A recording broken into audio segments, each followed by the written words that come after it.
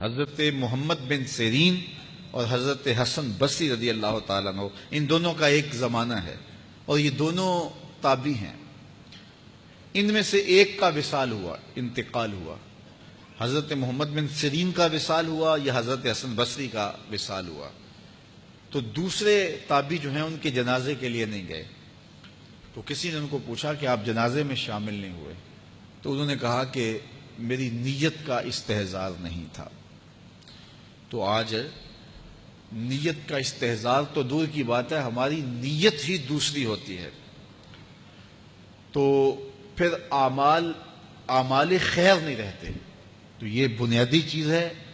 تو جو لوگ حج کرنے جا رہے ہیں وہ اپنی نیت کا استحضار اور نیت کی تنقید اس کو اپنے اوپر لازم قرار دیں کہ کوئی اور غرض شامل نہ ہو، رضا الہی کا حصول یہ بنیادی نقطہ ہے حج کے مقاصد میں سے، کہ بندہ اس لیے اللہ کے حضور حج کرنے کے لیے جا رہا ہے۔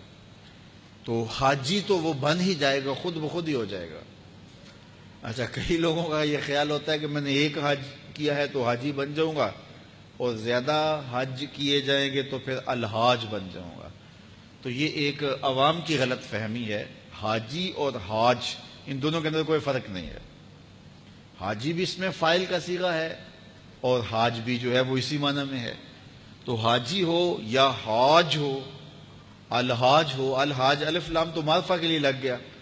تو اس سے یہ جو لوگوں کے اندر غلط فہمی ہے کہ حاجی ایک حج کرنے والے کو کہتے ہیں، اور الحاج کئی جس نے حج کیے ہو، جسے فلاں تو الحاج ہے جن اس نے بہت سارے حج کیے ہیں۔ تو ایک حج کرنے والا بھی الحاج ہو سکتا ہے اور متعدد حج کرنے والا بھی حاجی ہے۔ جس طرح ایک نماز پڑھنے والا بھی نمازی کہلا لیتا ہے اور روز نماز پڑھتا ہے وہ بھی نمازی ہے، تو اس کے لیے کوئی الگ سے لفظ نہیں ہے۔ اور بعض لوگوں کا یہ خیال ہے کہ جو جمعۃ المبارک کے دن حج آئے وہ حج اکبر ہوتا ہے اور باقی شاید چھوٹے حج ہوتے ہیں۔ تو یہ بات بھی غلط فہمی پر مشتمل ہے۔ جمعۃ المبارک کے دن اگر کوئی حج آ جائے تو ظاہر ہے جمعہ کی برکتیں بھی ساتھ شامل ہو گئیں، لیکن حج اکبر یا حج اصغر کی یہ تقسیم نہیں ہے۔ عمرے کو حج اصغر کہا گیا ہے اور جو حج ہے اس کو حج اکبر کہا گیا ہے۔ تو ہر حج یہ حج اکبر ہی ہے، اور حج اصغر العمرہ وہ عمرہ ہے۔ تو یہ دو غلط فہمیاں ہم دور کر لیں کہ ایک تو حاجی اور حاج میں کوئی فرق نہیں ہے، حاجی بھی اس میں فاعل کا صیغہ ہے اور حاج بھی اسی معنی میں ہے۔ تو اگر کسی کو یہ شوق ہو کہ میں نے زیادہ حج کیے تو میں الحاج کہلا لوں گا، تو وہ جناب ایک سے بھی لکھ سکتا ہے۔ اس کو اگر اس لیے جانا ہے تو اتنے پیسے خرچ کرنے کی ضرورت نہیں ہے، وہ ایک حج سے بھی جو ہے وہ الحاج لکھ سکتا ہے۔ تو یہ مقصد نہیں ہے کہ میں حاجی کہلاؤں یا الحاج کہلاؤں۔ اگر یہ مقصد ہو گیا تو پھر یہ ساری کی ہوئی محنت ضائع چلے گی۔ مقصد رضائے الہی کا حصول ہے۔